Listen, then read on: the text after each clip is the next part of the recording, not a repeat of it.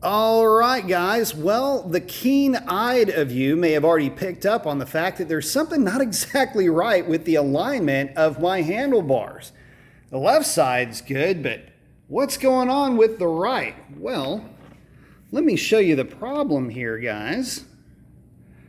You notice that hinge on the lower clip-on mount is broken. Meaning the only thing that was holding this onto the bike was the bolt that holds the hinge to the hinge itself.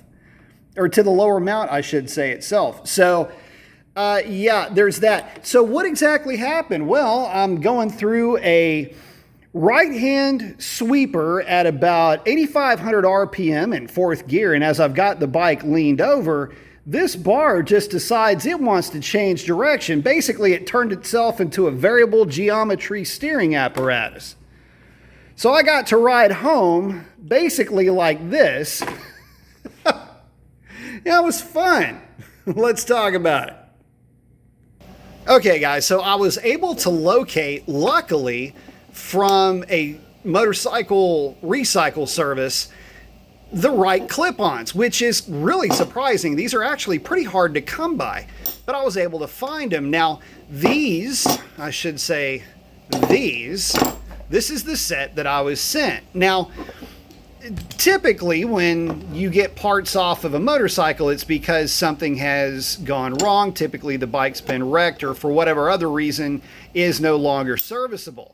Now, this bike is showing signs that it had been wrecked. And the reason why I say this is, well, this is the hinge off of my motorcycle. Now, remember that my lower clip-on, it was this hinge right here that was broken. So the only thing holding this onto the fork was the bolt that goes in there, with this hinge being basically just along for the ride.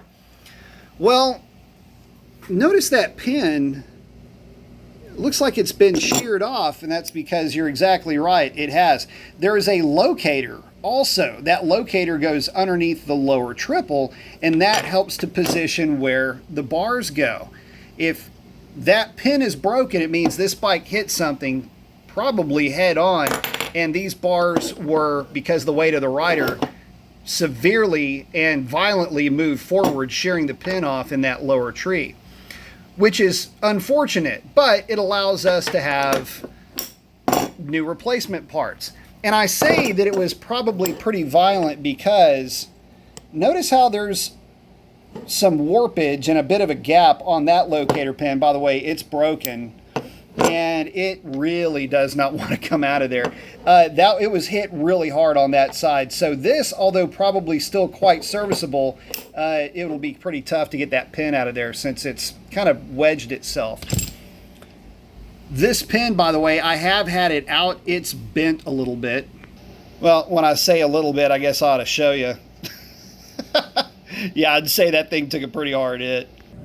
So there you go, guys. That's what I'm up to in the shop. I got to get this thing put back together. But what I wanted to illustrate here mainly was, look, if you are a masochist in the way that you just love true vintage motorcycles, and in this case, 20, 25, 30, 35-year-old bikes, getting parts sometimes can be a bit of a challenge. I got lucky in that I was able to find these. These are specialty items for that bike. And, well, I was able to get my hands on some, but more to the point, typically when you do find parts, they could be coming off of a motorcycle that's already wrecked. And you might say, well, they should have been able to tell you, they should, know better than to send you this stuff. And like, I'm getting to the locator pins and the fact that the guys, look, these guys don't know any better. You can't blame the junkyard, basically, for lack of a better term for it. You can't blame the breaker for sending this. By the way, they're both cleanly broken, so, if the guy did notice it, he probably thought this is how the thing's supposed to look. Didn't realize that those are actually supposed to be locator pins. But along with that, yeah, they're somewhat still serviceable. But again, that's just part of the nature of the game that we're playing. So, post up your comments. Let me know what you're working on. Do you have one of these old vintage motorcycles? Are you working on them? Are you finding getting parts for them to be a difficult challenge? And would you do it all over again? I know a lot of guys at this stage of the game, they're really getting nostalgic for those late 90s, early and maybe even mid 2000s hot rods. Are you starting to regret your decision to go down that path? Is your passion still carrying you forward, I suppose, is the best way to ask that question. And with that, we're going to wrap it up. We'll catch you on the next one. Adios.